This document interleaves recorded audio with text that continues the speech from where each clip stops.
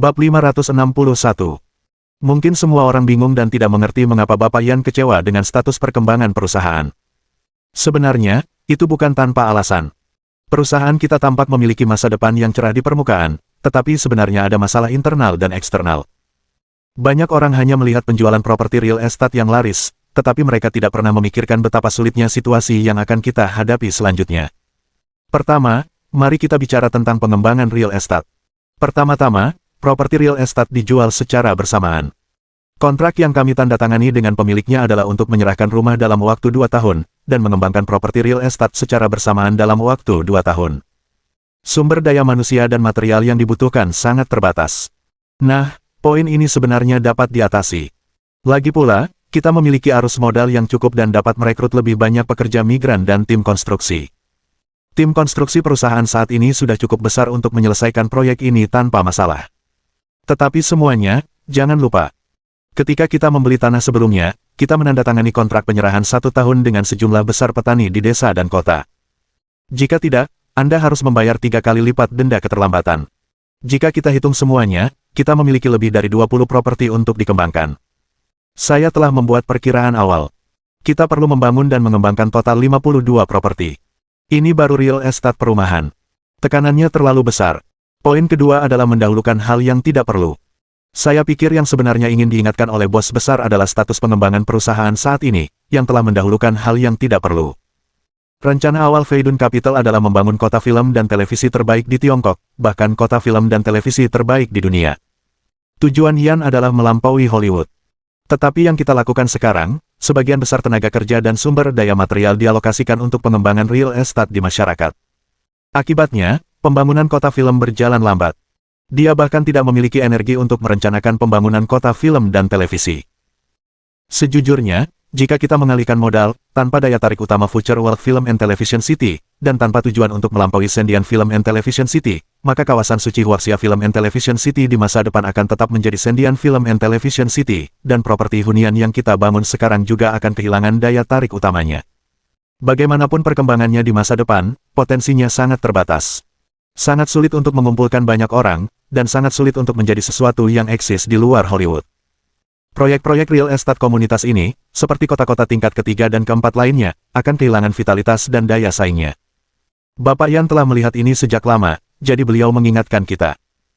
Dan untuk menghasilkan uang dengan cepat dan mengembalikan dana, kita tampaknya berada dalam kondisi baik di permukaan, tetapi sebenarnya kita terlalu membebani potensi masa depan proyek kota film dan televisi.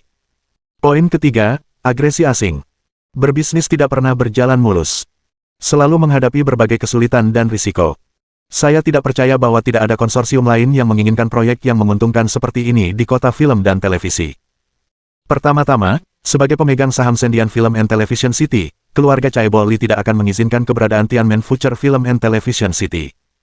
Meskipun situasi perusahaan kita saat ini baik, sesuatu yang buruk pasti akan terjadi. Terutama pada titik-titik kunci.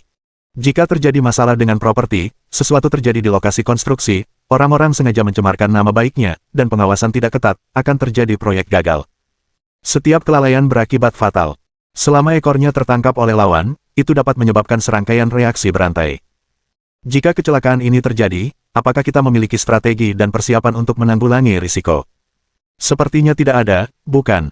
Jika dipikirkan dengan saksama, sebenarnya tidak ada alasan bagi Tobacho untuk kecewa dengan perkembangan grup saat ini. Tentu saja, ini hanyalah beberapa pandangan, dangkal, saya. Adapun apakah Yan Zong memiliki makna yang lebih dalam, saya tidak tahu. Setelah eksekutif bertubuh gemuk berkacamata itu selesai berbicara, seluruh tempat menjadi hening. Hening. Semua orang tercengang dan tercengang. Bahkan Yue Ningsuang sedikit terkejut. Ternyata perkembangan Feidun Capital saat ini memiliki begitu banyak masalah serius. Jika masalah-masalah ini tidak dipersiapkan sebelumnya dan tindakan pencegahan tidak dilakukan sejak awal, mungkin akan ada masalah besar di masa depan. Tanpa disadari, tujuan pengembangan strategis inti dari seluruh kota film dan televisi telah menyimpang. Pantas saja bos kecewa. Ini benar-benar karena aku terlalu tidak sabar, aku hampir membuat kesalahan besar. Yue Ningsuang mulai merenung. Pada saat yang sama, dia hampir mengagumi Chen Yuan hingga tingkat kekaguman total. Yang lain tidak berada di perusahaan, tetapi mereka tahu seluk-beluk situasi Feidun Capital, menunjukkan inti masalahnya. Ini sungguh luar biasa. Gao Yuan, kamu sangat hebat. Mulai sekarang, kamu akan menjadi direktur operasional grup.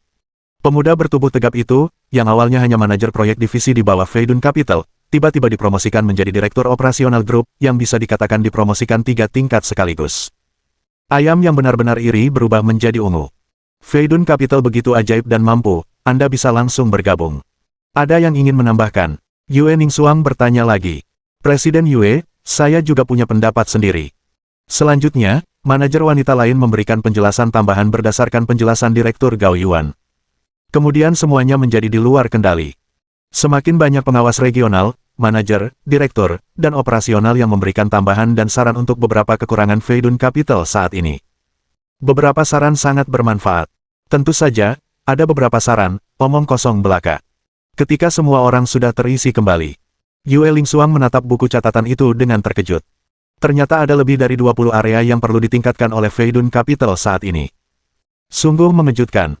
Dia pikir Feidun Capital berkembang dengan sangat baik, tetapi sebenarnya perusahaan baru hanyalah perusahaan baru. Tidak masalah jika jumlah karyawannya sedikit, tetapi jika terlalu banyak karyawan, akan timbul masalah serius bahkan dalam manajemen. Harus ditingkatkan. Tidak ada waktu untuk menunda. Bahkan beberapa PHK akan dilakukan, jika tidak, itu akan menjadi pemborosan sumber daya perusahaan.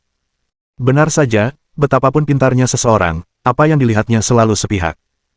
Hanya dengan mengumpulkan kebijaksanaan semua orang, mengumpulkan semua kekuatan bersama, dan mendengarkan berbagai suara, barulah kita bisa tahu bagaimana melakukan yang lebih baik.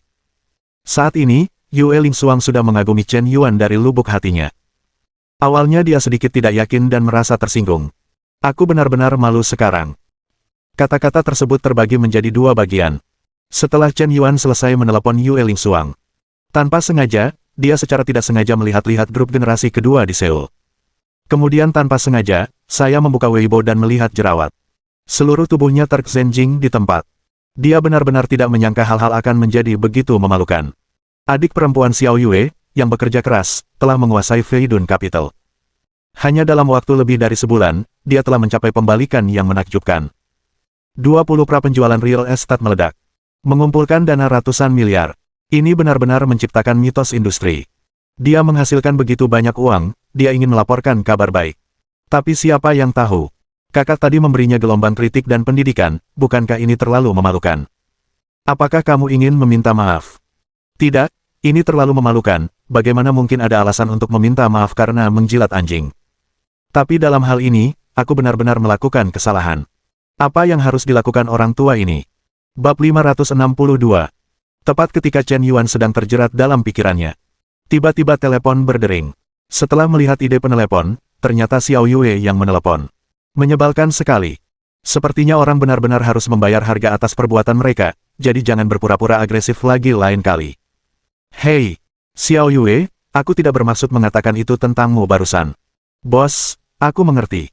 Jika bukan karena pengingatmu, aku pasti sudah melakukan kesalahan besar. Maaf, bos.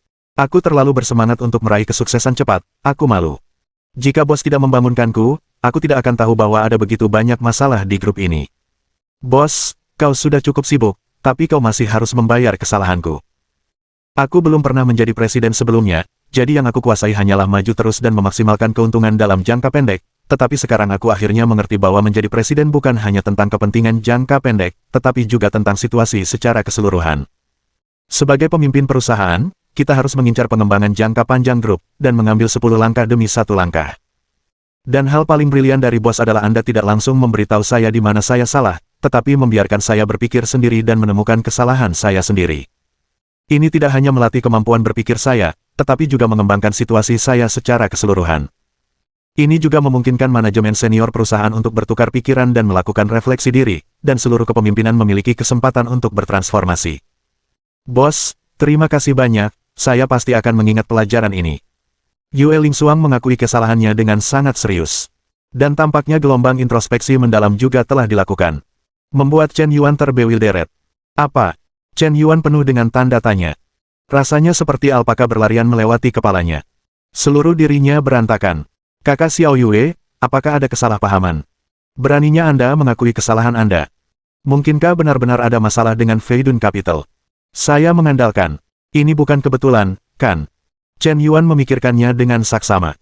Ia tiba-tiba mengerti bahwa jika sebuah grup perusahaan berkembang pesat dalam waktu singkat, pasti akan ada masalah, sedikit banyak. Ini tak terhindarkan. Bahkan perusahaan-perusahaan top dunia pun perlu terus meningkatkan diri dan mengikuti perkembangan zaman agar tidak tersingkir. Bagaimana mungkin sebuah perusahaan grup yang telah berkembang pesat dalam waktu singkat tidak memiliki masalah? Setelah Chen Yuan mengkritik, Xiao Yue mulai merenungkan dirinya sendiri, dan kemudian manajemen senior perusahaan secara kolektif merenungkannya. Tanpa diduga, mereka menemukan beberapa masalah serius.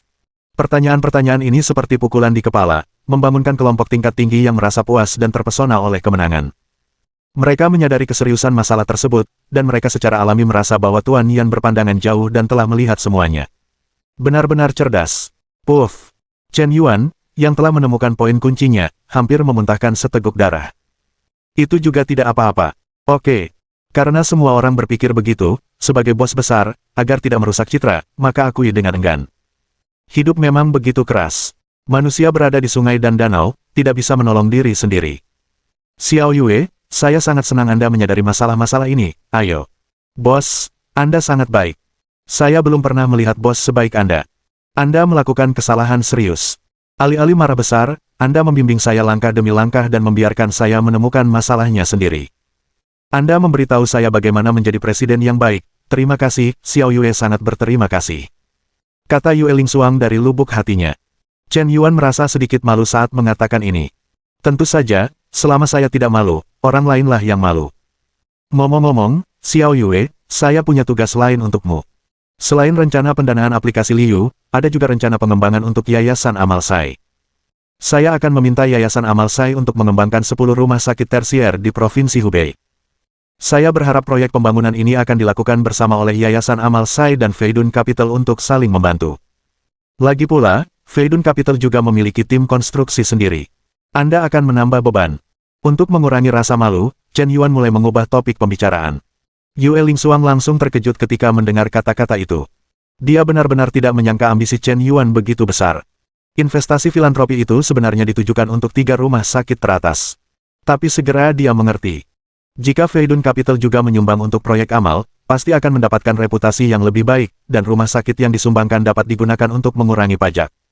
Dan jika proyek-proyek dari 3 rumah sakit teratas berkembang dengan baik, maka Feidun Capital akan sepenuhnya berubah, tidak hanya terpaku pada proyek kota film dan televisi. Perusahaan ini juga bisa menjadi perusahaan real estate papan atas di negara ini. Bahkan setelah pengembangan proyek kota film dan televisi masa depan selesai, tim konstruksi mereka masih dapat terus beroperasi. Poin ini, aku khawatir Chen Yuan sudah memikirkannya 10 tahun ke depan. Sungguh menakutkan. Bos memiliki visi jangka panjang seperti itu. Sebuah langkah acak dalam permainan catur dapat diperpanjang hingga 10 tahun ke depan. Mengerikan. Kemampuan perencanaan macam apa ini? Yue Lingsuang gemetar ketakutan. Aku merasa Chen Yuan semakin tidak terduga. Baik, bos, saya mengerti. Saya pasti akan menuruti perintah Anda. Kata kakak Xiao Yue dengan sungguh-sungguh. Baiklah, itu saja. Jangan salahkan diri sendiri. Sebenarnya, aku tidak bermaksud mengkritikmu. Jangan ambil kata-kataku tadi. Chen Yuan tersipu dan berkata dengan sedikit malu. Dia tiba-tiba merasa sedikit tidak tahu malu. Jelas, tanpa dasar yang kuat, dia memberi pelajaran kepada Xiao Yue tanpa pandang bulu. Siapa sangka semuanya akan berjalan begitu luar biasa. Mungkinkah ini kesuksesan yang legendaris? Bos, tolong jangan berkata begitu. Pukulan dari boslah yang membuat kami tersadar. Aku berterima kasih sebelum terlambat. Kakak Xiao Yue mengucapkan terima kasih dengan tulus. Ia bahkan merasa Chen Yuan telah menjadi mentor hidupnya. Pria ini jelas masih muda, tetapi ia tampak seperti rubah yang licik. Dalam menyusun strategi, kemenangan yang menentukan berada ribuan mil jauhnya. Meskipun ia belum pernah ke perusahaan, ia tahu segalanya tentang Feidun Capital seperti telapak tangannya sendiri, dan ia dapat melihat inti permasalahan. Betapa bijaknya dia, sungguh menakjubkan, luar biasa. Setelah menutup telepon, kakak Xiao Yue segera memberi perintah kepada bawahan perusahaan. Dan untuk aplikasi ikan mas dan yayasan amal, rapat khusus diadakan lagi. Hanya ada satu hal yang masih belum bisa ia pahami. Pikirkan baik-baik setiap kata yang diucapkan Chen Yuan. Bos mengatakan bahwa jika suatu hari Feidun Capital kekurangan uang, Anda dapat memintanya kapan saja. Apa sebenarnya maksud kalimat ini? Dilihat dari perkembangan Feidun Capital saat ini, sama sekali tidak ada kekurangan dana. Pertama-tama, dilihat dari situasi prapenjualan yang sangat ramai, sungguh gila untuk menghabiskan dana ratusan miliar. Petik 2. Termasuk pinjaman bank, terdapat lebih dari 2.000 miliar likuiditas. Dengan begitu banyak uang di tangan, bagaimana mungkin ada kekurangan dana? Dan selama operasinya berjalan dengan benar, rantai modal tidak akan terputus sama sekali. Setelah fase pertama proyek selesai, dana dapat ditarik, dan kemudian fase kedua proyek akan dimulai. Dengan cara ini, kemandirian dapat sepenuhnya dijamin, dan bos tidak perlu mengeluarkan uang lagi. Lupakan saja, mungkin bos terlalu khawatir, saya akan berusaha untuk tidak merepotkan bos. Dengan skala Feidun Capital saat ini, jika saya masih meminta dana kepada bos, maka saya akan benar-benar sia-sia. Bab 563. Dalam sekejap, 3 hari telah berlalu. Dalam 3 hari terakhir, telah terjadi perubahan drastis di dalam Feidun Capital, dan hampir seluruh reformasi telah dilakukan. Selain itu, budaya perusahaan diperkuat. Ada juga pengawasan internal, segmentasi fungsional, masing-masing menjalankan tugasnya sendiri, dan saling pengawasan dan keseimbangan. Jumlah manajer dikurangi, hubungan kompetitif diperkuat, dan gaji ditingkatkan. Hal ini juga menyesuaikan arah pengembangan utama Feidun Capital tepat waktu. Di Tiongkok, ada fenomena yang sangat aneh. Misalnya, di lokasi konstruksi, sebenarnya hanya sedikit orang yang benar-benar bekerja, dan sebagian besar dari mereka hanya membuat kecap.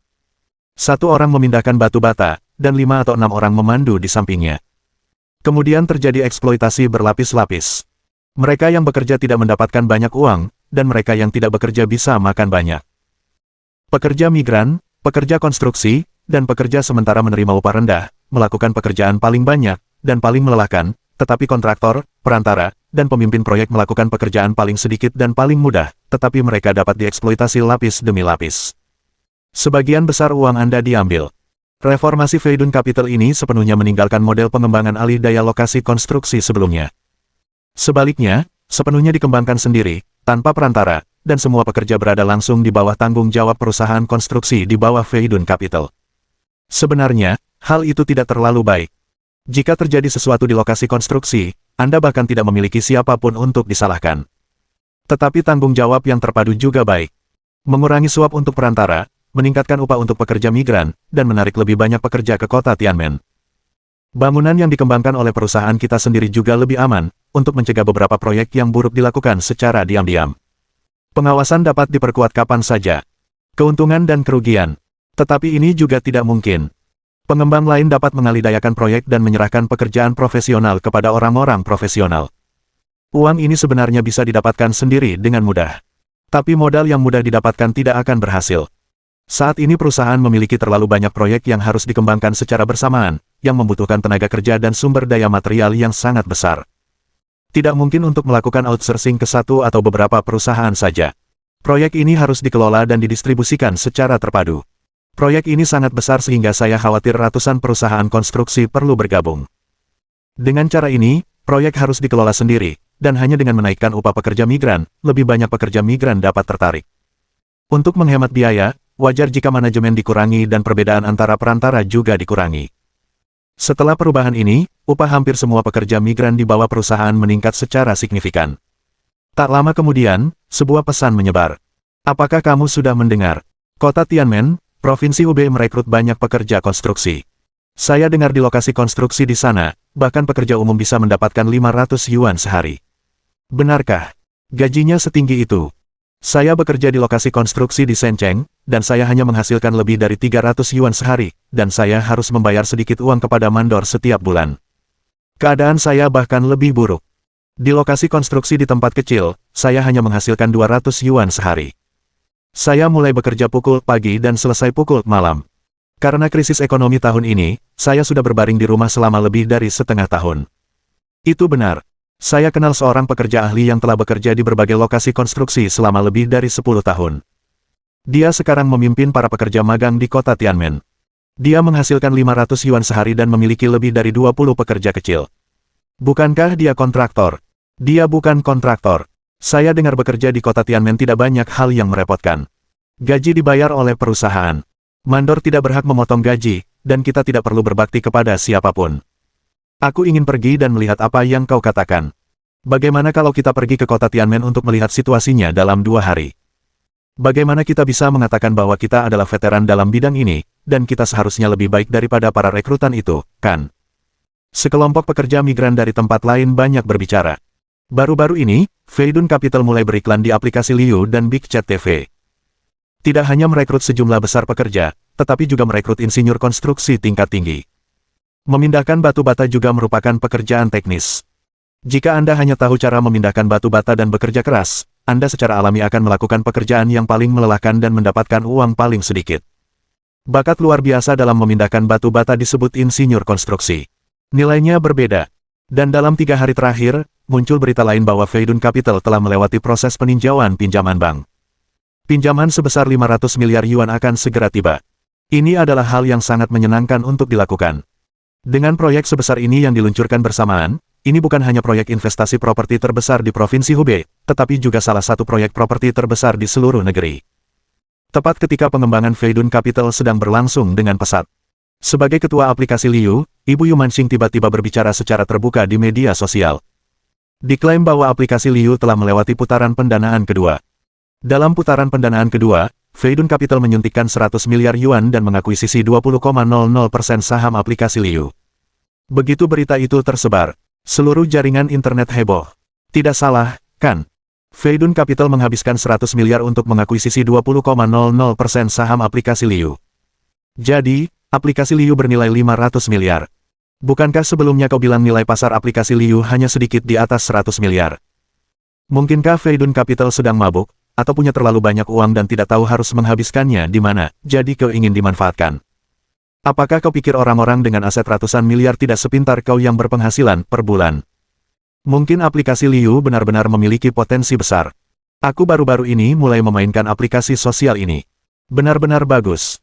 Harus kukatakan bahwa Yu Manxing bukanlah wanita yang mudah. Dia sangat pandai memanfaatkan situasi. Awalnya, aplikasi Liu, sebuah aplikasi sosial, tidak bernilai setinggi ini. Tetapi setelah gelombang pujian ini, di hati banyak netizen, aplikasi sosial ini adalah aplikasi sosial berskala besar dengan nilai pasar lebih dari 500 miliar. Tidak hanya terkenal, tetapi juga semakin populer. Aplikasi ini juga terkait dengan Feidun Capital dan saling membantu. Ini adalah situasi yang saling menguntungkan. Saya khawatir tidak lama lagi nilai pasar aplikasi Liu akan benar-benar melebihi 500 miliar. Pertumbuhan pengguna sudah pasti, tetapi di depan aplikasi Liu, ada 2 gunung besar, Douyin dan Penguin, dan masih mustahil untuk mengalahkan mereka. Sekelompok netizen membicarakannya. Tetapi yang paling banyak dibicarakan adalah Bapak Yan. Karena baru-baru ini, perusahaan-perusahaan di bawah General Tobacho benar-benar sering bertindak. Selain aplikasi Liu dan Feidun Capital, Big Chat TV juga berkembang pesat, dan semakin banyak penyiar yang bergabung dengan perusahaan tersebut. Dengan semakin banyaknya penyiar hebat yang bergabung, sebuah lingkaran kebajikan telah terbentuk. Bahkan perusahaan film dan televisi Suanyin secara samar-samar merilis berita bahwa film yang dibintangi Gao Suanyin diharapkan akan dirilis selama festival musim semi tahun ini. Ada juga yayasan amal yang konon telah menyelesaikan daftar pasien kritis di rumah sakit besar. Tapi kejadian ini sepertinya mengandung unsur kecelakaan. Karena alasan ini, Chu Yumo memanggil Chen Yuan. Belakangan ini, Chen Yuan tidak tahu apa yang terjadi, dia menghilang selama beberapa hari, dan tidak ada yang tahu apa yang sedang dia lakukan, tidak ada yang melihatnya. Bab 564.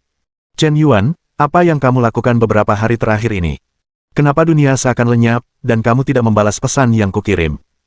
Chu Yumo berkata dengan marah. Jelas dengan sedikit emosi. Manusia memang seperti itu. Ketika kamu sangat peduli pada seseorang, kamu akan memikirkannya tanpa sadar, dan mengiriminya pesan tanpa sadar, ingin tahu apa yang sedang dia lakukan. Jika dia tidak membalas pesanmu, kamu akan merasa sangat tidak nyaman. Akan menjadi rewel, tidak koheren, sentimental, apakah kamu berpikir orang ini sama sekali tidak peduli padamu? Jika dia peduli padamu, bagaimana mungkin dia tidak membalas pesanmu? Di zaman sekarang ini, siapa yang tidak melihat ponselnya 24 jam sehari? Ini terjadi ketika seorang pria sangat peduli pada seseorang. Begitu juga dengan perempuan. Beginilah cara anjing yang menjilat jatuh selangkah demi selangkah. Pada akhirnya, ketika orang membalas pesanmu, kamu akan merasa lega. Rasanya seperti semacam hadiah bagi pihak lain karena telah membalas pesanmu. Jadi, kamu menjadi semakin rendah hati untuk menyenangkannya. Manjakan dia tanpa batas, bahkan cari alasan untuknya, dalih-dalih. Jika kamu merasa orang lain sibuk, kamu harus lebih murah hati dan jangan terlalu pelit, karena jika kamu tidak membalas pesannya, kamu akan peduli pada hal-hal sepele seperti itu. Bukan seorang pria sejati. Bagaimana mungkin seorang pria tidak memiliki sopan santun di depan wanita? Jadi, kamu ingin membuat dirimu lebih sempurna dan lebih anggun, tetapi pada akhirnya kamu menjadi anjing penjilat. Sebenarnya, Cara yang lebih baik untuk menghadapinya adalah dengan mengatakannya langsung kepadanya, yang akan membuatmu merasa tidak nyaman. Kamu tidak mendapatkan rasa hormat yang pantas kamu dapatkan. Jika dia masih mengabaikanmu, kamu harus mempertimbangkan pengganti. Jangan blokir dan hapus. Sikap sejati seorang pria bukanlah bahwa dia jelas-jelas peduli dan merasa tidak nyaman, tetapi berpura-pura murah hati, tetapi kamulah yang seharusnya benar-benar murah hati. Habiskan waktumu untuk mencoba menyenangkan pihak lain, meningkatkan diri, menghasilkan uang, belajar, dan memperluas lingkaran sosialmu. Jika dipikir-pikir, dia memang tidak lebih dari itu. Sekarang Chuyumo sepertinya merasa seperti akan menjadi anjing yang menjilat-jilat. Hal ini membuatnya sangat kesal. Di antara para pria yang dikenalnya, siapa yang tidak menuruti keinginannya? Bahkan generasi kedua orang kaya raya di Seoul, atau pengusaha muda terkenal, bersikap sopan padanya. Bahkan putra komandan wilayah militer pun menuruti permintaannya. Tapi lihatlah Chen Yuan. Semuanya terbalik. Anak ini tidak pernah membalas pesan atau menjawab teleponnya, dan akan menghilang begitu saja jika tidak setuju dengannya. Sungguh menjengkelkan. Justru perasaan gila inilah yang membuat Chuyumo sangat tidak yakin. Siapa bilang perempuan tidak punya keinginan untuk menaklukkan? Semakin sedikit kau peduli padanya, semakin dia ingin kau peduli padanya. Semoga suatu hari nanti ini akan berbalik dan kau akan jatuh cinta padanya. Hanya dengan cara ini kita bisa merasa gembira. Chuyumo jelas-jelas orang yang sangat kompetitif. Jadi dia benar-benar marah. Paru-parunya hampir meledak. Ini Momo. Maaf, aku sedang meneliti sesuatu akhir-akhir ini, dan mungkin aku terlalu asyik, dan aku jadi terbawa suasana, jelas Chen Yuan. Apa yang sedang kau kerjakan? Aku belum meneliti apapun, hanya tentang budidaya vaksin AIDS, penekanan dan penghapusan tumor ganas, dan penelitian serta pengembangan obat khusus untuk virus corona. Saat ini, hanya 3 bidang ini yang kutekuni. Tidak banyak waktu untuk penelitian dan pengembangan obat khusus yang berlebihan. Kata Chen Yuan dengan tenang. Begitu kata-kata itu keluar, Chuyumo langsung terkejut. Merasa sedikit bingung.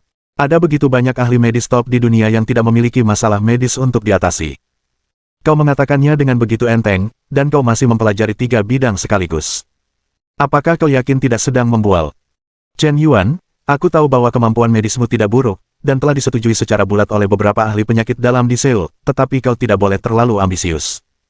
Energi manusia terbatas. Tidak mungkin menguasai semua pengetahuan. Kau sudah menguasai cukup banyak keterampilan. Kurasa kau harus melakukan sesuatu yang lebih bermakna dan memaksimalkan apa yang kau kuasai. Kata Chuyumo dengan persuasif. Ya, aku hanya menggunakan kemampuan terbaikku saat ini. Chen Yuan menjawab dengan tenang. Kemampuan dokter ajaib memang salah satu kemampuan terkuat Chen Yuan. Lagi pula, dibutuhkan 100 poin peningkatan untuk mencapai level dokter ajaib. Berapa biaya untuk memperkuat kemampuan lain? Tentu saja, itu adalah kemampuan medis, level tertinggi, dan yang terbaik di bidangnya. Chuyumo memutar matanya, sudah tidak bisa berkata-kata. Kemampuan medismu bagus, itu bisa diakui. Tapi kemampuan medisnya bagus, dibandingkan dengan para ahli top dunia, bukankah itu satu tingkat lebih rendah? Terlebih lagi, penyakit dalam, virus tumor, dan virus epidemi sama sekali bukan bidang penelitian yang sama. Apakah Anda yakin tidak bercanda? Apakah Anda masih ingin mengatasi masalah medis global seperti itu? Mengapa begitu percaya diri? Apakah Anda menggunakan Rejoice hari ini? Lupakan saja, saya tidak ingin membicarakan Anda. Saya datang kepada Anda hari ini karena ada hal lain yang ingin saya sampaikan. Dalam beberapa hari terakhir, yayasan kami telah merekrut banyak orang, dan pasien kritis di rumah sakit besar di Seoul telah dihitung. Saya sudah mengirimkan lokasi alamat kantor Yayasan Amal Sai kepada Anda. Gedung kantor ini sementara disewa, karena prosedur pembelian gedung agak rumit dan tidak terlalu hemat biaya, jadi saya berencana untuk menyewa gedung kantor terlebih dahulu. Siapkan dekorasi dan tata letak yang sederhana, dan kemudian bekerja sama dengan Feitian Real Estate untuk mengembangkan gedung perkantoran, gedung rumah sakit utama, DEL. Tanda seru petik 2. Ada satu hal lagi yang perlu saya diskusikan dengan Anda. Pembangunan rumah sakit pasti tidak akan selesai dalam waktu singkat. Persiapannya akan memakan waktu lama, tetapi menurut statistik dari orang-orang kita di rumah sakit besar, Seoul, ada banyak pasien kritis yang perlu segera dirawat, dan kondisinya tidak bisa ditunda sama sekali. Jika kita menunggu sampai rumah sakit selesai dibangun, kondisi mereka akan memburuk, dan kondisi yang seharusnya bisa diselamatkan akan menjadi tanpa harapan. Jadi saya sarankan agar dalam 3 bulan pertama, yayasan kita akan memberikan bantuan medis tertentu kepada pasien kritis sesuai dengan situasi. Mari kita lihat apakah ini memungkinkan.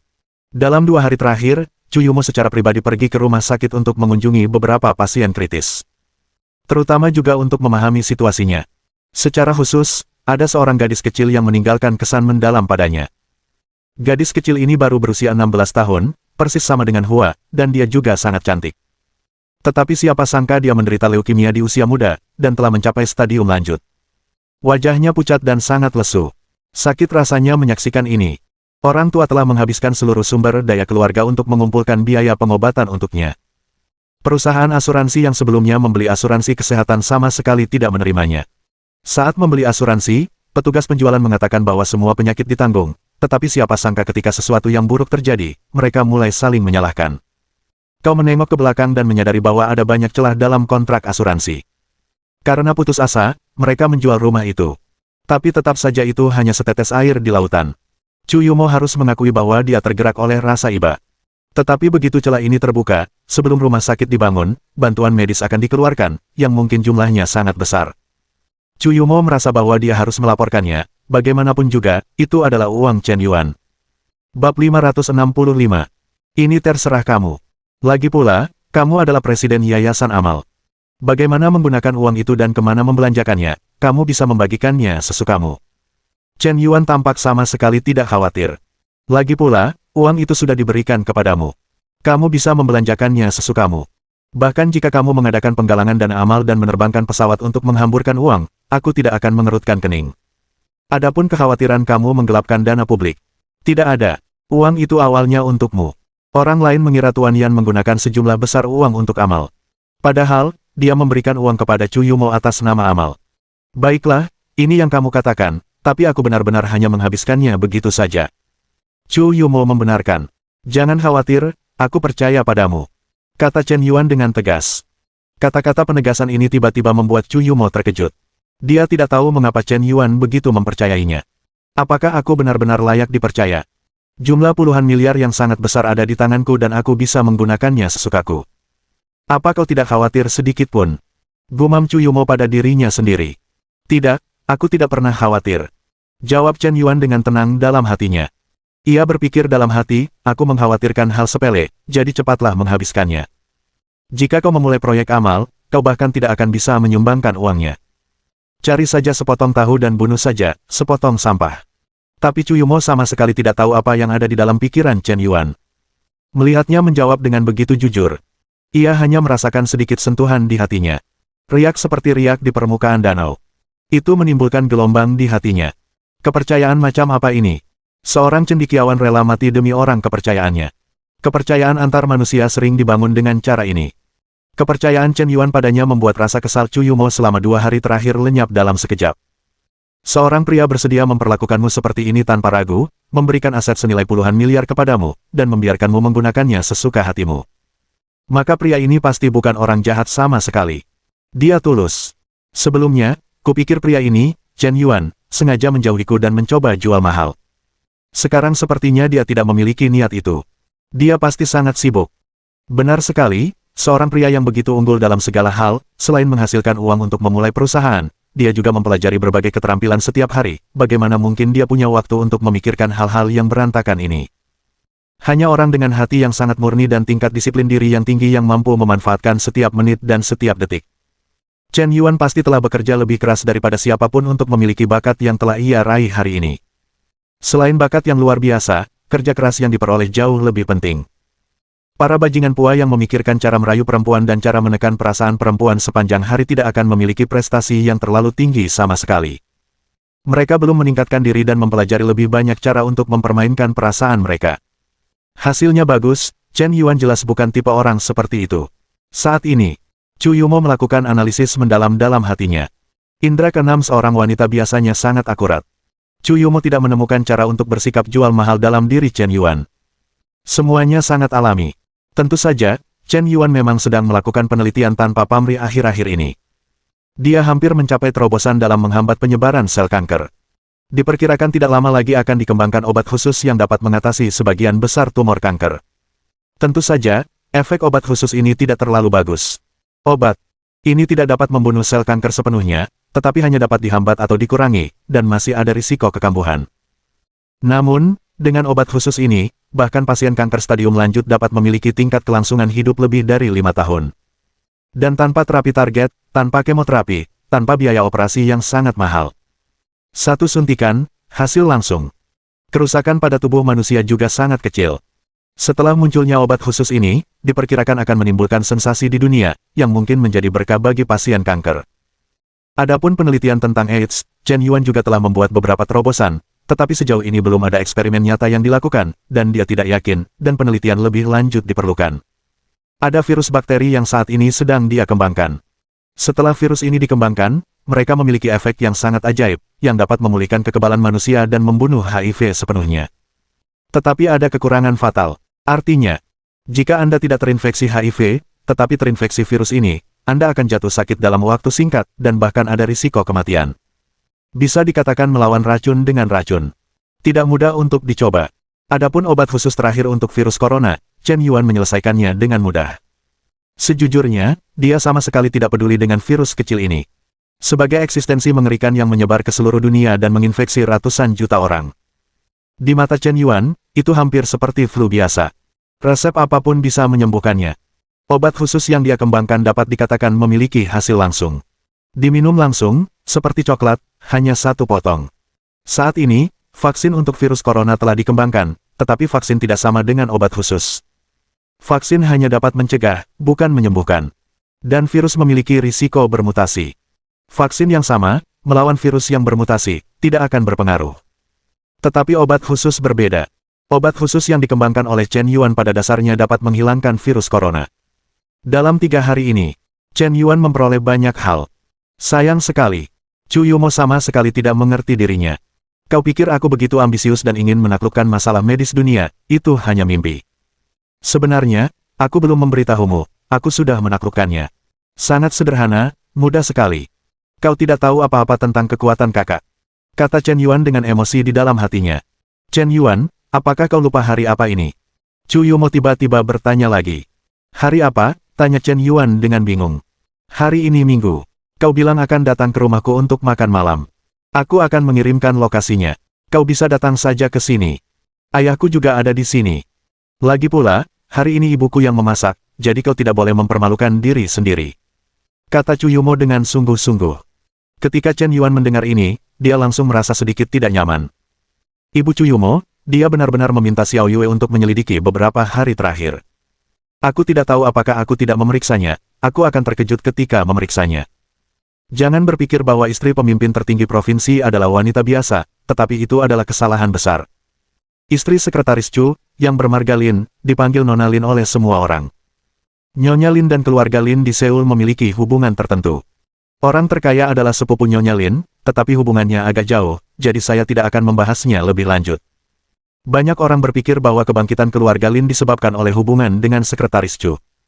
Lagi pula, bisa dimengerti jika seseorang menjadi orang terkaya di Seoul dengan hubungan seperti itu. Namun, kenyataannya tidak demikian. Karena identitas asli Nona Lin sangatlah besar. Dia berasal dari keluarga Lin di ibu kota, salah satu dari 8 keluarga terkemuka di Yanjing. Leluhur agung keluarga Lin adalah pendiri negara, dan kemampuan Chu Tenghui untuk menjadi pejabat di sebuah provinsi tidak terlepas dari bantuan keluarga Lin. Bab 566.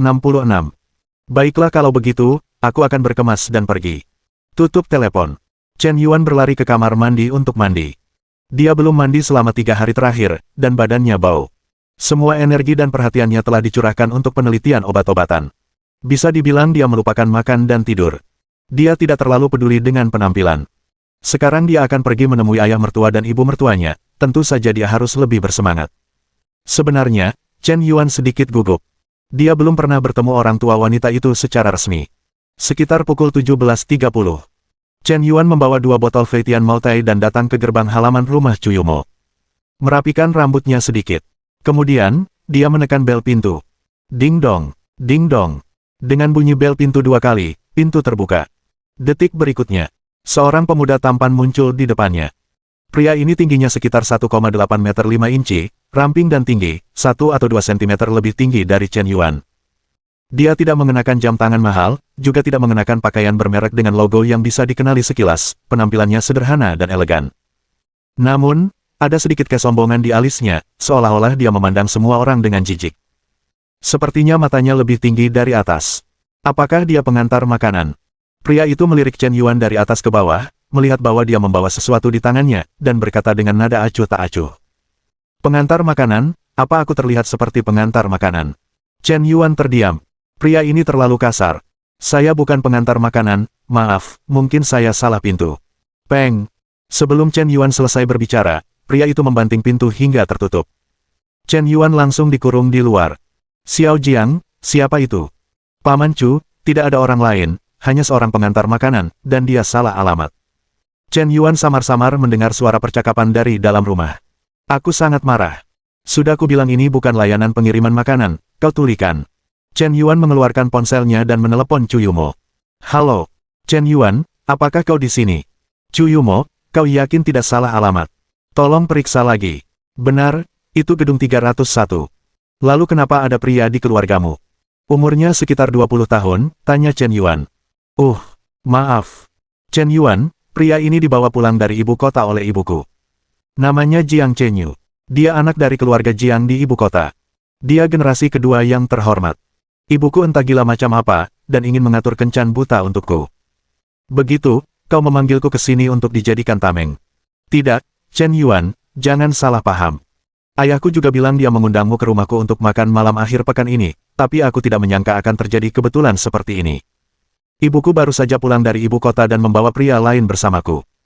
Aku tidak pernah menyangka ini akan terjadi. Chen Yuan, kau sudah sampai di depan pintuku, aku akan membukakan pintu untukmu. Nada suara Chu Yumo terdengar meminta maaf, dan dia segera membuka pintu. Jiang Chenyu, ada apa denganmu?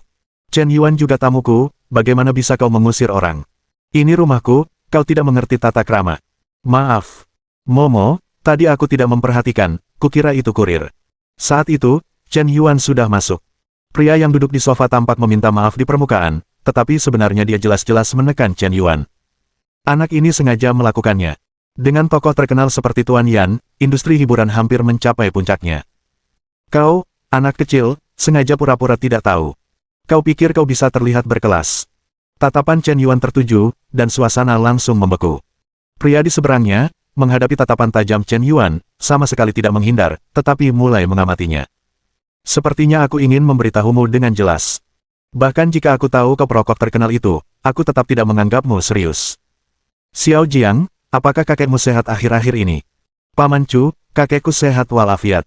Belakangan ini, beliau suka menanam bunga, memelihara ikan, dan sebagainya. Jawab Jiang Chenyu dengan bangga. Ia berpura-pura rendah hati di permukaan, tetapi sepertinya ia ingin memberitahu semua orang siapa kakeknya. Nama keluarga Jiang, anak-anak merah ibu kota. Seorang kakek yang bahkan dikagumi oleh seorang bos besar di provinsi. Mungkinkah itu Jiang Lao Jiang, salah satu dari 8 keluarga besar? Alasannya sungguh di luar dugaan. Konon, keluarga Jiang adalah keluarga nomor di Beijing pada masa itu, namun sayang sekali tempat ini secara bertahap menjadi sepi dalam 10 tahun terakhir, tetapi meskipun begitu, latar belakangnya tetap menakutkan. Murid-murid Jiang Lao dan mantan pejabatnya bisa dibilang tersebar di seluruh pemerintahan dan masyarakat. Namun demikian, Chen Yuan tetap terlihat normal. Xiao Chen, kau juga di sini, duduklah. Kudengar kau jago bermain Go, jadi aku sengaja mengajakmu bermain 2 game. Apakah kau tertarik? Tanya Chu Tenghui sambil tersenyum. Tertarik. Paman Chu, aku juga bisa bermain Go, kenapa tidak kita bermain 2 game, agar aku bisa melampiaskan kecanduan caturku. Chen Yuan hendak berbicara. Tak disangka, Jiang Chenyu langsung menjawab, tetapi dia sama sekali tidak memperhatikan Chen Yuan. Keinginan untuk mengungkapkan perasaannya terlalu kuat. Sejujurnya, ketika Jiang Chenyu datang ke Seoul hari ini, dia sedikit ragu. Betapa mulianya keluarga Jiang sebagai salah satu dari 8 keluarga besar di ibu kota kekaisaran. Dia benar-benar kaya dan bangsawan. Sebagai anak dari keluarga bangsawan di ibu kota kekaisaran, dia agak meremehkan keluarga Chu. Siapa sangka setelah melihat Chu Yumo sendiri, dia langsung tertarik. Sikapnya telah berbalik 180 derajat. Chu Yumo bertekad, tidak ada yang ingin merampoknya. Adapun kepala sekolah Wang, suami nasional, keluarga kaya Xiang Jiang, dan Jenderal Tembakau Seoul, menurutnya, orang-orang ini hanyalah badut, dan mereka tidak layak untuk mengenakan sepatunya. Pengusaha murahan. Apakah kalian benar-benar menganggap diri kalian sebagai manusia? Jika sabit benar-benar jatuh, para pedagang murahan ini hanyalah daun bawang yang dipanen. Negara ingin mendorong pembangunan ekonomi, jadi kalian telah membudidayakan daun bawang ini. Tapi sekarang daun bawang itu telah tumbuh subur, aku tidak tahu seberapa tinggi langit dan bumi itu. Baiklah, Xiao Jiang, kamu main 2 game dulu. Paman Chu sudah lama tidak bermain catur dengan anak muda sepertimu, jadi jangan mengecewakan paman. Paman Chu, aku tidak takut untuk memberitahumu bahwa aku memiliki kekuatan pemain catur profesional tingkat 9. Jiang Chenyu berkata dengan percaya diri. Jika itu pemuda lain, dia mungkin akan mundur di depan seorang bos provinsi, atau setidaknya menunjukkan sedikit kerendahan hati. Namun Jiang Chenyu sama sekali tidak peduli. Dia sangat santai di depan Chu Tenghui.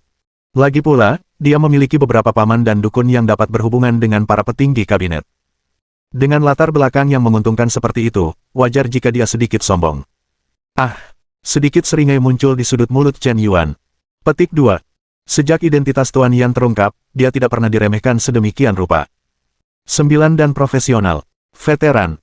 Sedikit sarkasme keluar dari mulut Chen Yuan. Dia sama sekali tidak gentar karena pihak lain adalah anak emas ibu kota kekaisaran. Bagaimana dengan keluarga Jiang? Sudah kesepian, apakah kau masih menganggap dirimu sebagai hidangan? Begitu kata-kata ini keluar. Bab 567. Jiang Chenyu langsung marah. Api amarah membakar dadanya. Dia benar-benar tidak menyangka bahwa setelah Chu Tenghui secara samar-samar mengungkapkan identitasnya, anak ini berani mengejeknya secara paksa. Apakah kau benar-benar tidak takut mati? Seorang pemula di peringkat 9 dan... Nak, kenapa kau tidak bermain denganku? Kata Jiang Chenyu dingin. Seperti yang kita semua tahu, level Go pemain profesional 9 dan dapat dikatakan telah mencapai level tertinggi di dunia. Kau mengejek pemain catur top dunia, kau mungkin tidak tahu apa-apa tentang Go, kau bahkan tidak tahu ada berapa peringkat dalam Go. Omong kosong. Kau juga pantas berbicara tentang Go.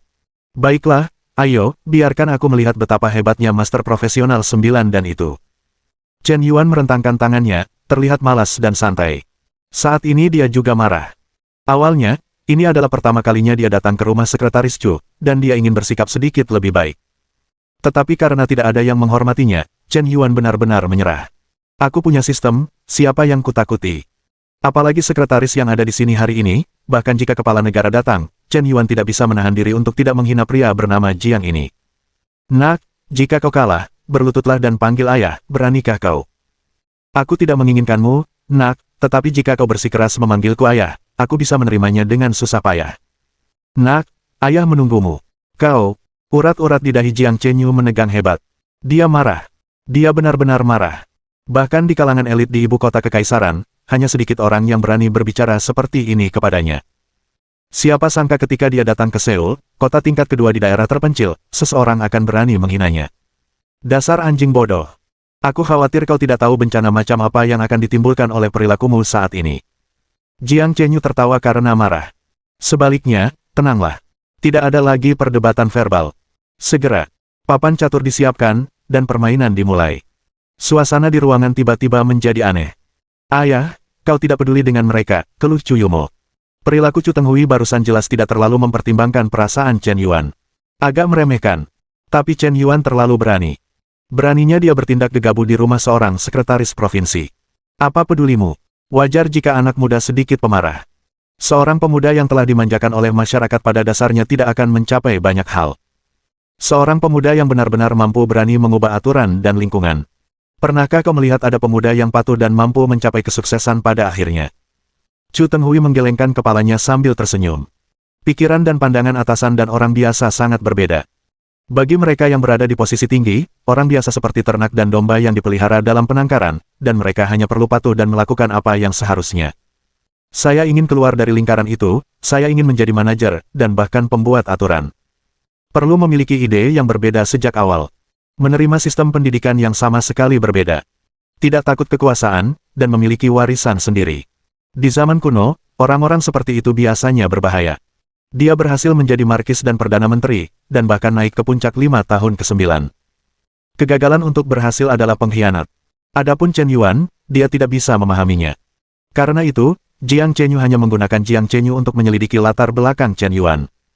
Melihatnya sekarang, anak ini benar-benar luar biasa. Berani mengejek generasi kedua teratas dari ibu kota kekaisaran di depan para petinggi provinsi, atau mereka bodoh dan tidak takut, tanpa rasa kagum sedikit pun di hati mereka.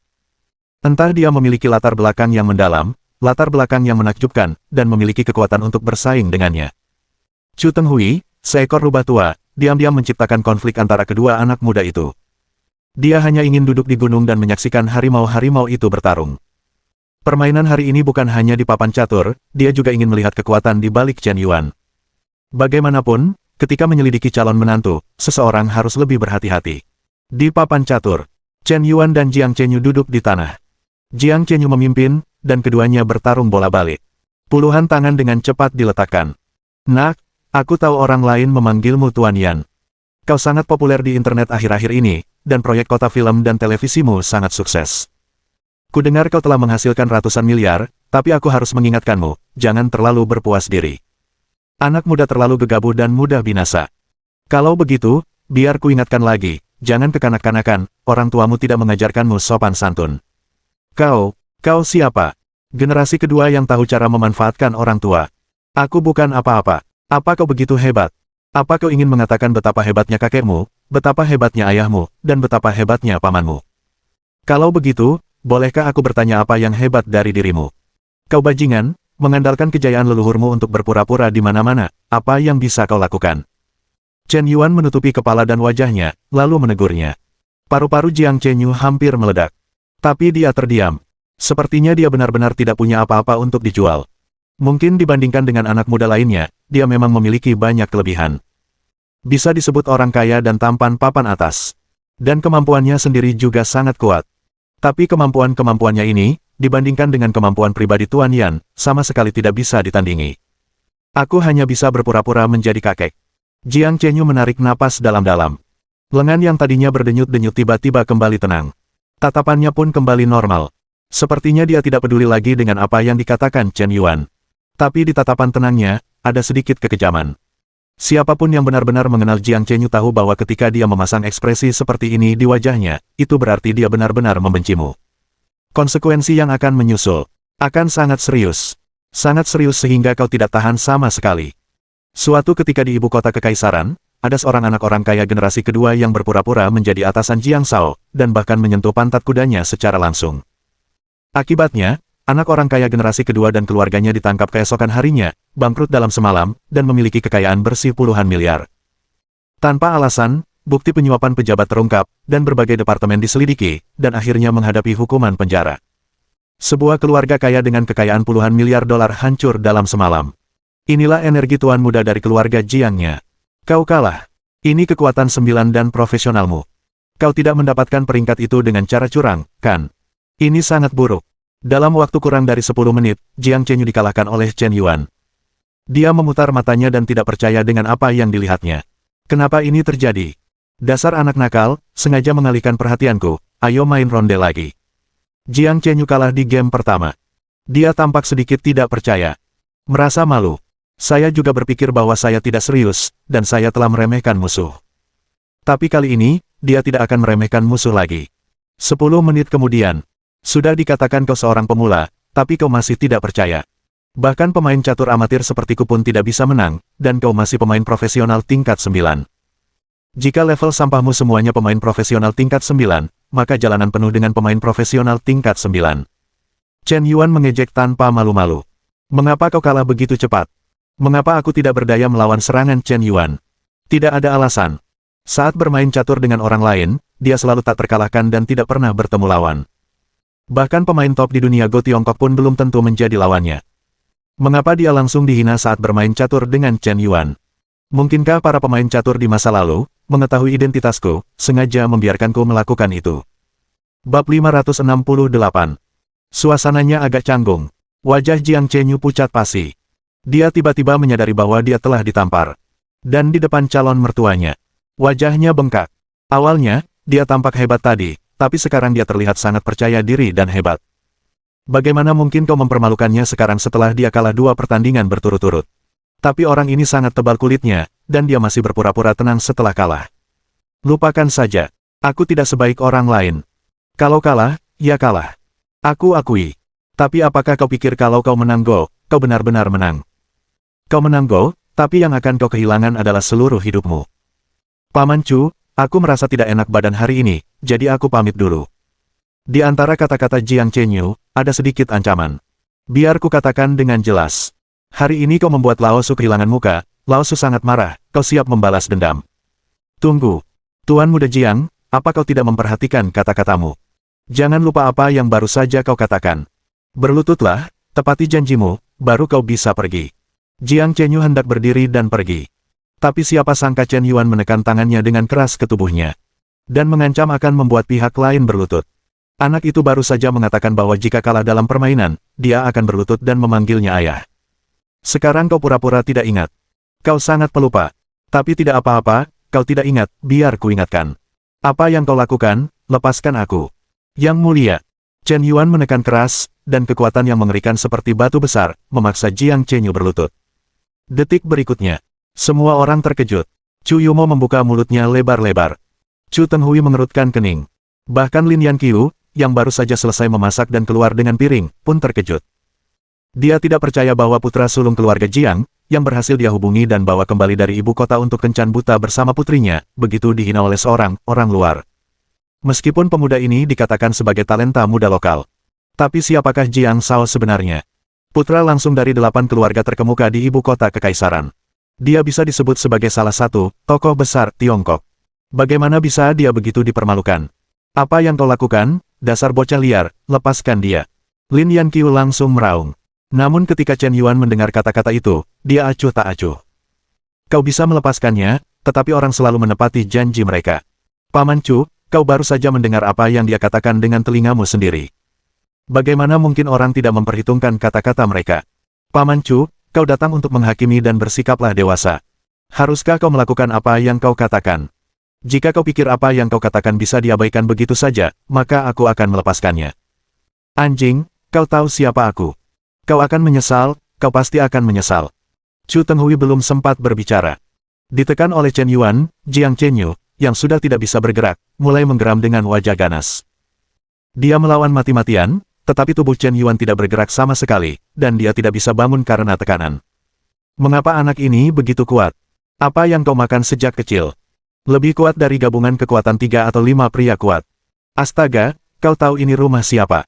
Bukan giliranmu untuk lancang, anak muda, jangan merusak diri sendiri hanya karena impulsif.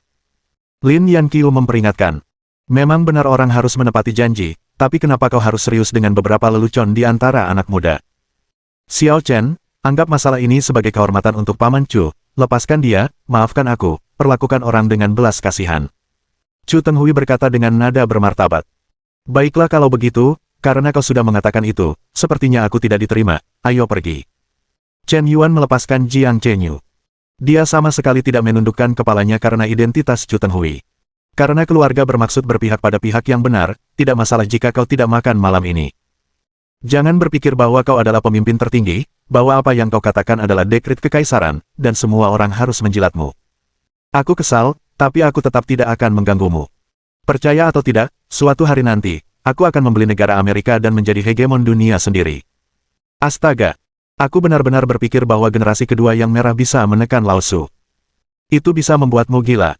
Peng! Aku melihat Chen Yuan membanting pintu dan pergi. Dia benar-benar tidak memberi Chu Tenghui sedikit pun rasa hormat. Semua orang saling memandang. Tidak ada yang menyangka. Chen Yuan memiliki temperamen yang begitu besar, begitu keras kepala. Beraninya dia bahkan mendobrak pintu rumah sekretaris. Benar-benar melanggar hukum. Di Tiongkok, orang kaya memang lebih rendah daripada orang berkuasa. Tapi ini merujuk pada situasi umum. Ketika ada seseorang yang punya cukup uang untuk membeli negara terkuat di dunia, kau tahu bahwa kebenaran lebih baik daripada kekayaan, dan mungkin itu tidak selalu benar. Segala sesuatu pasti ada pengecualiannya. Tidak masuk akal, tidak masuk akal. Chu Yumo, apakah ini teman yang kau panggil? Apakah dia tahu siapa yang dia masuki, atau apa artinya? Lin Yanqiu berkata dengan wajah marah. Ayah, kenapa ayah bicara seperti itu barusan? Ayah agak tidak adil. Jiang Chenyu yang kalah taruhan tadi. Karena dia berani kalah, kenapa dia tidak mengakuinya? Diam, Chu Yumo, apakah kau terobsesi? Berani-beraninya kau mempertanyakan ayahmu karena bocah liar ini. Lin Yanqiu langsung berteriak. Chu Tenghui tidak berbicara. Melihat punggung Chen Yuan yang membanting pintu, dia tiba-tiba merasa bahwa masalah ini benar-benar di luar kendalinya. Awalnya, aku hanya ingin menguji Chen Yuan, tapi aku tidak menyangka semuanya akan buntu seperti ini. Pemuda ini terlalu temperamen. Tapi dari mana dia mendapatkan kepercayaan diri untuk mendobrak pintuku, Chu Tenghui? Dari mana dia mendapatkan keberanian untuk menganggap remeh keluarga Jiang dari ibu kota kekaisaran? Keluarga mana yang berada di balik anak ini? Mungkinkah itu keluarga Chen dari ibu kota kekaisaran? Keluarga Chen dari ibu kota kekaisaran adalah salah satu dari 3 klan teratas di Tiongkok. Penerus keluarga Chen tahun ini adalah yang terbaik di antara 8 generasi keluarga. Dia diharapkan akan terpilih. Mustahil, Chen Yuan sepertinya tidak ada hubungannya dengan keluarga Chen, ibu kota kekaisaran, dan mereka tidak ada hubungannya satu sama lain. Namun, ku dengar penerus keluarga Chen diterjunkan ke kota Tianmen, provinsi Hubei lebih dari 20 tahun yang lalu.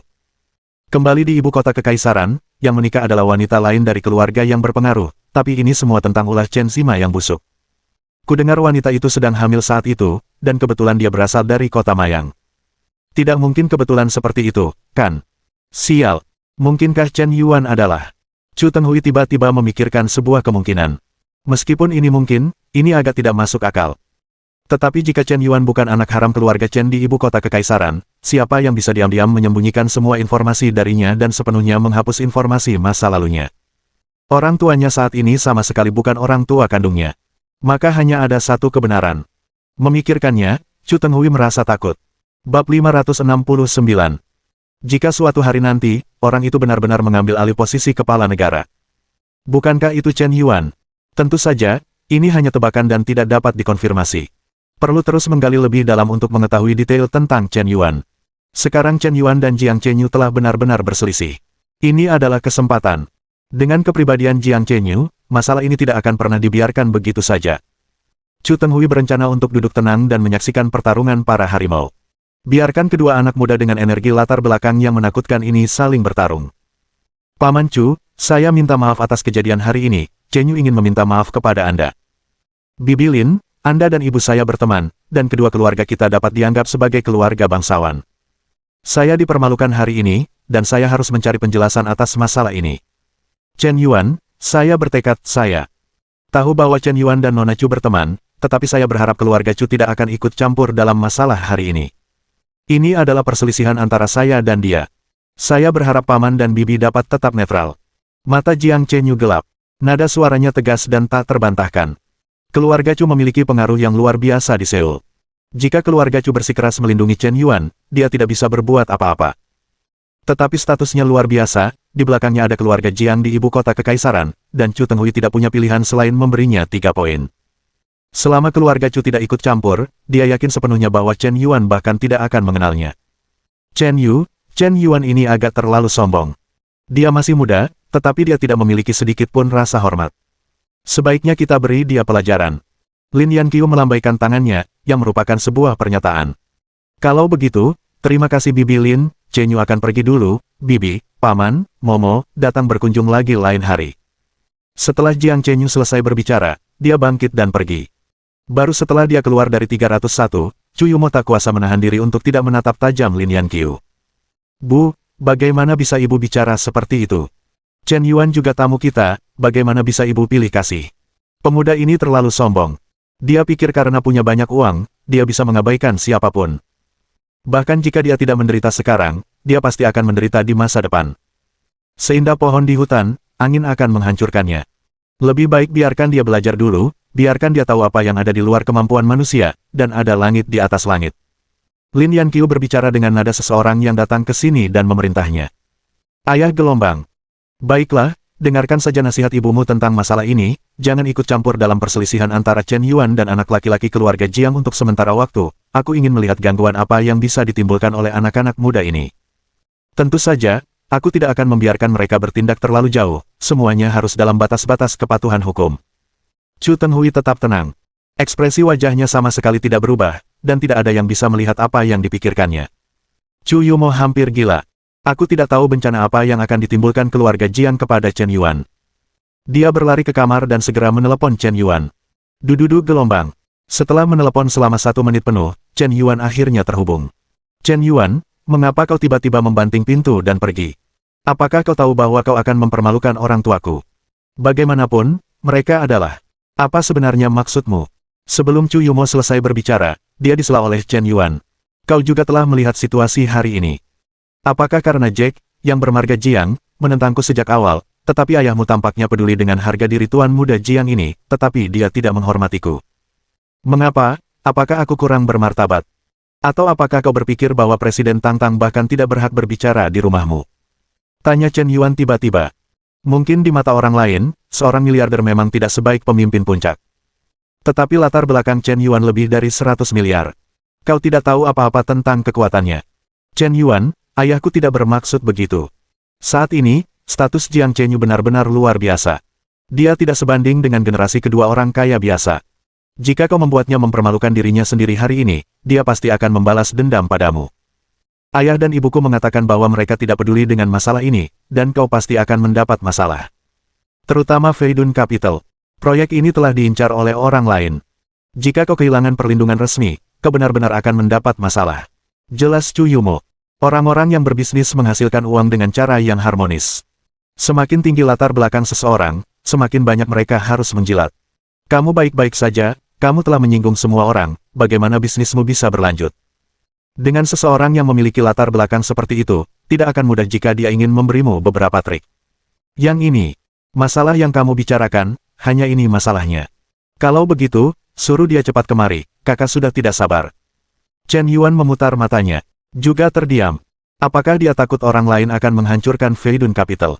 Silakan lakukan. Lihat apakah aku akan mengerutkan kening. Aku mengedipkan mata, dan nama keluargaku bukan Chen. Sebaiknya aku berterima kasih padamu. Awalnya, Feidun Capital baru saja mulai mandiri, dan tidak ada tempat untuk menghabiskan uang. Jika kau benar-benar bisa membuatku menghabiskan lebih banyak uang, maka aku akan hebat. Chen Yuan, apakah kau tidak benar-benar tahu betapa seriusnya masalah ini? Jika proyek kota film dan televisimu benar-benar menghadapi berbagai kesulitan dan pembatasan resmi, kau bahkan tidak ingin menghasilkan uang dari proyek ini. Itu mungkin akan merugikanmu banyak uang tanpa pengembalian. Kau akan bangkrut. Chu Yumo merasa Chen Yuan tidak menyadari betapa seriusnya konsekuensinya. Jika dia bangkrut, mungkin semua aura sebelumnya akan lenyap begitu saja. Ketika kau hebat, kau bersinar terang, dan semua orang datang untuk menjilatmu. Tetapi jika kau bangkrut, kau akan dipukuli sampai mati. Semua orang ingin menginjak kakimu. Huluo Ping yang diganggu anjing, dan Long Yu diganggu udang di perairan dangkal. Apa kau tidak menangis saat melihat peti mati? Dengan temperamen burukmu, bagaimana mungkin kau bisa mengelola bisnis sebesar itu? Dan juga mabuk. Jangan bilang, aku hanya punya banyak uang dan tidak tahu harus menghabiskannya di mana. Tujuan hidupku adalah bangkrut suatu hari nanti. Biarkan aku bangkrut dengan cepat, jangan mengecewakanku. Kata Chen Yuan dari lubuk hatinya. Dia benar-benar tidak bercanda. Karena ada 9.000 triliun, hal yang paling menyakitkan dalam hidup adalah memiliki begitu banyak uang, tetapi tidak ada cara untuk menghabiskannya. Huan Nima, semakin banyak kau menghabiskan, semakin banyak kau menghabiskan. Semua orang akan marah. Menghabiskan uang untuk wanita penjilat anjing sepertimu, dengan seenaknya menghabiskan puluhan miliar, kau sangat terkejut sampai bola matamu keluar. Juga menunda dengan segala cara, menolak untuk menerima uang. Kau harus mencari alasan dan dalih untuk menghabiskan uang sebelum kau bisa menerimanya. Petik 2. Butuh waktu begitu lama bagiku untuk menghabiskan ratusan miliar, apakah ini mudah bagiku? Chen Yuan, jangan mengucapkan kata-kata marah seperti itu. Sekalipun kau tidak memikirkan dirimu sendiri, tidak bisakah kau memikirkan para karyawan di bawah naunganmu? Mereka butuh pekerjaan, mereka perlu menghidupi keluarga mereka, mereka perlu membayar cicilan rumah dan mobil mereka juga perlu menabung untuk menikahi istri, dan memberi hadiah. Jika Feidun Capital bangkrut, apakah kau berencana membiarkan puluhan ribu orang kehilangan pekerjaan bersama denganmu? Chen Yuan, pergilah dan minta maaf, tundukkan kepalamu pada Jiang Chenyu, aku akan terus berjuang keras bersama ayahku, dan aku pasti akan menyelesaikan masalah ini, bersabarlah sejenak, dan mundur selangkah. Kata Chu Yumo dengan getir. Maaf. Apa kau sudah gila? Bab 570. Chu Yumo langsung marah. Kapan Nona Chu pernah diperlakukan seperti ini? Kau dengan baik hati membantuku menyelesaikan masalah, bukan hanya tidak menghargainya, tapi kau malah menutup telepon. Lupakan saja, aku tidak peduli, Kaisar tidak terburu-buru dan Kasim yang terburu-buru. Setelah menutup telepon Chu Yumo, kurang dari 1 menit kemudian telepon berdering lagi. Buka ide penelepon untuk melihat. Itu nomor telepon yang tidak dikenal. Belum pernah kulihat sebelumnya. Chen Yuan dengan tegas menolak menjawab panggilan-panggilan yang mengganggu ini, dia bahkan tidak repot-repot memperhatikannya. Tapi tepat setelah menolak menjawab dan menutup telepon, pihak lain dengan cepat menelepon lagi. Chen Yuan terus menolak. Pihak lain terus menelepon. Setelah menolak menjawab dan menutup telepon seperti itu 5 kali, Chen Yuan akhirnya menjawab dengan tidak sabar. Pihak lain juga cukup gigih. Dihubungi dan ditelepon 5 kali oleh orang asing yang sama, ini mungkin bukan panggilan yang mengganggu, mungkin kenalan yang menelepon Anda karena terburu-buru. Hai, Tuan Yan, Anda akhirnya menjawab telepon. Saya He Sifan. Saya ingin tahu apakah kita bisa bertemu secara pribadi. Di telepon, pihak lain berkata dengan nada hati-hati. Suasananya mencekam. Tampaknya sangat hormat, bahkan menggunakan gelar kehormatan. He Sifan. Siapa? Anda tidak kenal. Chen Yuan berpikir sejenak, dia bahkan tidak mengenal seseorang bernama He Sifan. Dari mana datangnya suara, Meo, itu? Tuan Yan, Anda benar-benar tidak mengenal saya. Saya He Sifan, dan sebelumnya, netizen memanggil saya Keyboardman. He Sifan menyebutkan namanya dengan sedikit malu. Dia benar-benar tidak menyangka bahwa setelah bertarung dengan Chen Yuan begitu lama, dia bahkan tidak tahu namanya. Jelas tidak pernah peduli padanya. Saya pikir Anda menganggap saya sebagai lawan, tetapi siapa sangka saya bahkan tidak memiliki kualifikasi untuk menjadi lawan Anda. Terlalu memilukan. Kau anak yang pernah memerasku di internet. Apa kau ada hubungannya denganku? Ya, Tuan Yan, saya akan menunggu Anda di Starbucks dekat Huda. Saya punya sesuatu yang sangat penting untuk disampaikan. Bolehkah saya bertemu dengan Anda? Oke, tunggu. Chen Yuan menutup telepon dan langsung pergi menemui Huda. Lagi pula dia akan kembali ke sekolah. Justru menghalangi. Aku tidak tahu apa yang dicari pria keyboard ini. Anak ini sangat populer di internet sebelumnya. Bisa disebut pemimpin angkatan laut. Dia membalikkan benar dan salah, mencuci otak netizen, memberi ritme pada troll, dan kemampuannya untuk menyerang orang adalah suatu keharusan. Apa yang hitam bisa disebut putih, dan apa yang putih bisa disebut hitam. Mendapatkan banyak penggemar online. Dia bahkan berencana untuk mendirikan perusahaan medianya sendiri. Siapa sangka, tepat saat dia akan naik daun, dia akan jatuh. Selama periode ini, Feidun Capital, Big Chat TV, Ruoyuan Pharmaceutical Company, Suanyin Film and Television Group dan banyak perusahaan lain bersama-sama menggugat, dan membawa mereka ke pengadilan dengan satu petisi. Didorong oleh kekuatan uang. Putusan pengadilan akan segera keluar. Kudengar hasilnya akan keluar hari ini. Chen Yuan tidak pernah peduli dengan masalah ini, dan dia tidak tahu bagaimana pengadilan memutuskannya. Setelah 1 jam, Chen Yuan tiba di Starbucks Cafe. Saat itu pukul 8 malam. Baru saja pulang sekolah, ia mampir ke restoran, makan, lalu mampir ke Starbucks. Kopi Starbucks, menurut Chen Yuan selalu mengerikan. Dulu, saat tidak punya uang, ia tidak mampu membelinya. Secangkir kopi setara dengan biaya makannya seharian. Bahkan orang kaya sekarang pun masih kesulitan membelinya. Teh susu yang harganya kurang dari 6 yuan rasanya enak. Maksudnya, para pekerja kantoran yang bekerja di malam hari suka datang dan duduk-duduk sebentar. Mungkin daya tarik utamanya adalah suasananya. Dekorasi dan tata letaknya membuat orang merasa ada nuansa borjuis kelas menengah. Saat masuk ke Starbucks, ada seorang gadis yang sedang menggambar di komputer, terlihat cukup temperamental. Chen Yuan mengabaikannya. Ia melirik dengan saksama, dan melihat seorang otaku menyedihkan berkacamata berbingkai hitam di pojok. Setelah melihat Chen Yuan, orang itu langsung melambaikan tangan. Chen Yuan berjalan mendekat, duduk di sebuah kursi. Melepas masker dan kacamata hitamnya, dia bertanya dengan tenang, katakan padaku, ada apa? Tuan Yan, putusan pengadilan telah keluar. He Sifan mengeluarkan putusan pengadilan dengan ekspresi sedih di wajahnya. Merasa tidak dicintai.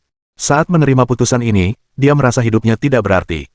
Pengadilan memutuskan bahwa saya harus memberi Anda kompensasi atas kerusakan mental dan kerusakan reputasi, total 800 juta yuan. Ini adalah hasil dari perjuangan untuk keringanan hukuman. Tuan Yan, tolong bebaskan saya. Dengan kompensasi lebih dari juta yuan, mustahil bagi saya untuk menghasilkan uang sebanyak itu seumur hidup. Anda membiarkan saya kehilangan uang, Anda sama saja memaksa saya untuk mati. Lebih dari 1.000 juta yuan bukan apa-apa bagi Anda. Feidun Capital Anda, yang membuka gelombang pra-penjualan, meraup lebih dari miliar yuan. Juta yuan seperti setetes air di ember bagi Anda. Karena kita masih alumni dan teman sekelas, tolong bebaskan saya. Saat He Sifan berbicara, dia menangis di tempat. Air mata dan ingus mengalir. Hampir saja dia berlutut di hadapan Chen Yuan.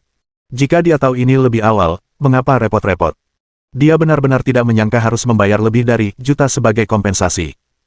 Li Shao, yang sebelumnya berjanji untuk membantunya menyelesaikan gugatan, sekarang sama sekali mengabaikannya. Setelah menggunakannya, dia menendangnya. Sungguh kejam. Dia benar-benar tidak punya pilihan lain selain mencari Tuan Yan, sang kreditur, untuk menjadi penengah. Hati yang dulunya sombong dan iri hati telah hancur berkeping-keping saat ini. Dia dulunya raja internet, mampu mendominasi situasi. Sekarang serendah anjing. Hanya mengibaskan ekor dan memohon belas kasihan. Pukulan kenyataan telah menghancurkan tekadnya. Kenapa, ketika kau memarahiku secara online sebelumnya, kau tidak memarahiku dengan senang hati? Sekarang kau bilang kau tidak mau bermain dan kau tidak mau bermain. Di dunia orang dewasa, apakah kau pikir ini permainan anak-anak? Maafkan aku Tuan Yan, aku benar-benar tahu aku salah. Tolong beri aku kesempatan untuk bertobat, aku benar-benar tidak berani melakukannya lagi. Kata Hesivan sambil menangis. Oke, aku sudah berusia 20-an, dan aku masih menangis. Apakah kau pikir jika kau memohon seperti ini, hatiku akan melunak dan melupakan masa lalu? Jangan naif, itu tidak mungkin. Jika kau ingin melunasi hutang, kau harus mengambil tindakan nyata untuk menebusnya.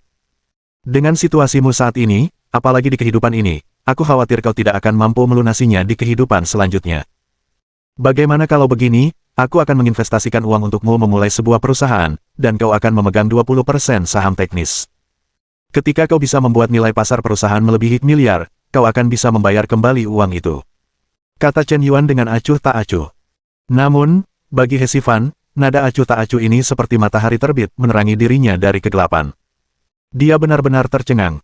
Tuan Yan, apakah Anda benar-benar bersedia menginvestasikan uang kepada saya untuk memulai perusahaan? Saya pernah meretas Anda seperti itu sebelumnya, apakah Anda masih bersedia menginvestasikan uang kepada saya untuk memulai perusahaan? Terima kasih, sungguh terima kasih, kebaikan Anda yang luar biasa, saya tidak akan pernah melupakannya. Baiklah, jangan memaksa saya, Anda tampaknya benar-benar mampu, saya hanya menginvestasikan 1.000 juta, jika Anda gagal, maka saya minta maaf, Anda harus tahu konsekuensinya, jika Anda berhasil, ingatlah untuk membayar kembali bunganya. Mohon dukungan dari omom ante-ante sekalian, buat subscribe atau sharekan novel Mimin ke Facebook kalian, agar channel Mimin bisa terus berkembang. Dengan begitu, Mimin bisa lebih semangat untuk up novel seru lain ke depannya. Buat teman-teman yang sudah subscribe dan sharekan novel Mimin, Mimin ucapkan terima kasih sebanyak-banyaknya. Sekiranya teman-teman menghadapi masalah video diputar dalam bahasa Inggris, coba tukar kepada bahasa Indonesia original melalui cara ini. Semasa mendengarkan, pencet tombol setting di atas kanan video, pilih audio track dan tukar bahasa.